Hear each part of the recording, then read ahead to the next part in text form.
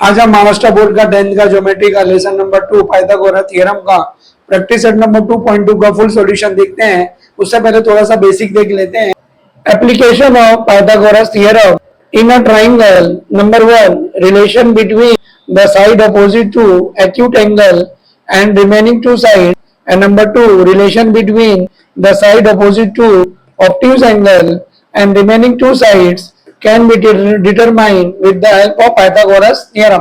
यहाँ पे दो ट्राइंगल ड्रॉ करेंगे, एक triangle acute angle triangle draw करेंगे और एक ऑब्ट्यूज एंगल ट्राइंगल ड्रॉ करेंगे, और बाय पाइथागोरस थ्योरम उसको क्या करेंगे, प्रूव करेंगे।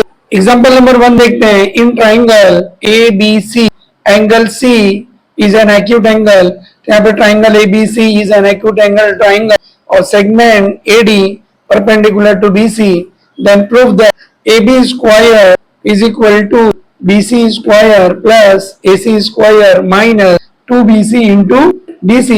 तो यहाँ पे देखेंगे triangle ABC acute angle triangle है और एंगल C जो है वो एक्यूट एंगल है, तो इसके अपोजिट का जो साइड है AB square is equal to BC square plus AC square, और माइनस अगर ये एक्यूट एंगल ट्राइंगल है तो यहाँ पे माइनस 2BC into DC। तो इसको क्या करेंगे, प्रूफ करेंगे। तो यहाँ पे क्या करेंगे, इन ट्राइंगल ABC इसका जो लेंथ है यहाँ पे ए के अपोजिट का साइड क्या हो जाएगा, यहाँ पे ए, और एडी का लेंथ यहाँ पे क्या ले लेते हैं पी, और बी के अपोजिट का साइड यहाँ पे एसी को क्या लेते हैं बी, और ये जो सी का अपोजिट साइड ए बी है इसको क्या ले लेते हैं स्मॉल सी।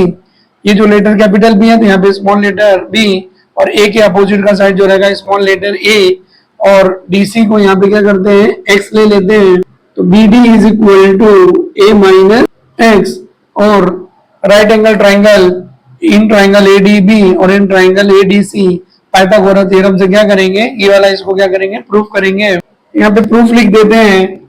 यहाँ पे कंसीडर करते हैं let BC is equal to small A ले लेते हैं इन ट्राइंगल एबीसी। ए जो वर्टेक्स है उसका अपोजिट का जो साइड बीसी है तो उसको ए ले लेंगे, और बी उसके अपोजिट का साइड यहाँ पे क्या है एसी, तो AC is equal to small B, and C का जो अपोजिट साइड है ए बी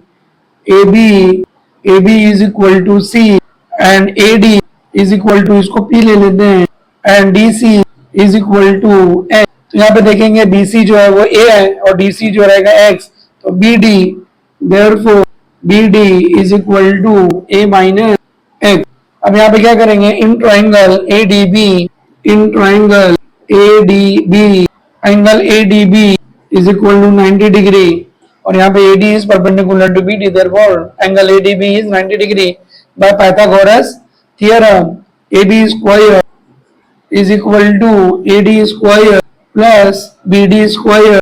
यहाँ पे रीजन लिख देते हैं Pythagoras theorem। यहाँ पे इसका क्या करते हैं, वैल्यू सब्स्टिट्यूट कर देते हैं। AB स्क्वायर क्या हो जाएगा यहाँ पे C स्क्वायर, और AD का क्या हो जाएगा यहाँ पे P स्क्वायर प्लस, और BD को क्या लिखते हैं A minus X the whole square.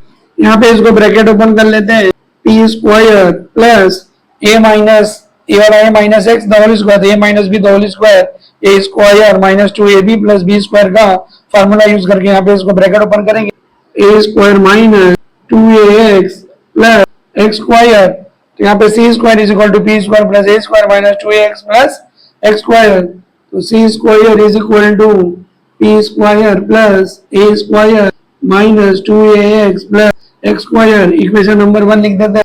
Similarly in triangle ADC, in triangle ADC angle ADC is equal to 90 degree, AD is perpendicular to BC, therefore angle ADC is equal to 90 degree.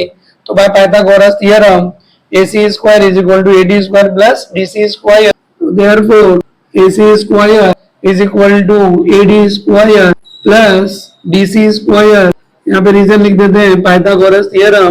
यहाँ पे क्या करते हैं, अभी value substitute कर देते हैं। तो AC का वैल्यू कितना दिया यहाँ पे B, तो B square is equal to AD कितना दिया यहाँ पे P स्क्वायर प्लस, और DC कितना दिया हुआ है एक्स स्क्वायर। यहाँ पे क्या करते हैं, इसको P स्क्वायर के फॉर्म में लिखते हैं, एक्स स्क्वायर को उठा के यहाँ पे लेके आते हैं, तो P square is equal to B square minus x square, therefore P square is equal to B square minus x square. Equation number 2 लिखते हैं।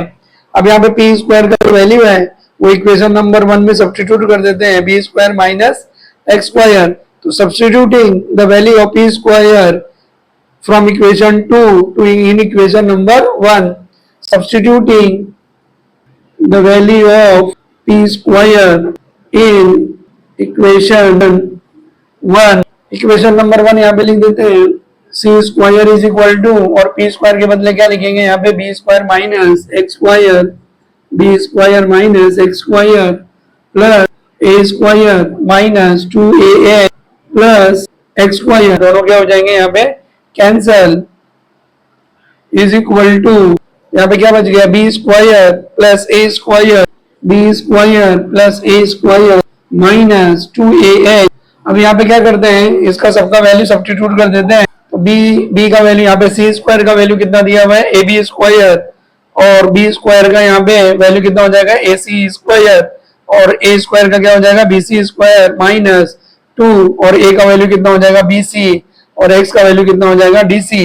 यहाँ पे क्या करेंगे रीसब्स्टिट्यूट कर देंगे। तो देयरफॉर सी स्क्वायर के बदले यहाँ पे क्या लिखेंगे A B square is equal to, और बी स्क्वायर के बदले क्या लिखेंगे ए सी स्क्वायर प्लस, और ए के बदले क्या लिखेंगे बी सी स्क्वायर और माइनस 2, और ए का वैल्यू यहाँ पे क्या लिखेंगे बी सी इंटू, और एक्स का वैल्यू कितना हो जाएगा डी सी। ये क्या करने का था, प्रूफ करने का था A B square is equal to A C square plus B C square minus 2bc into D C. इसको रीअरेंज कर लेते हैं।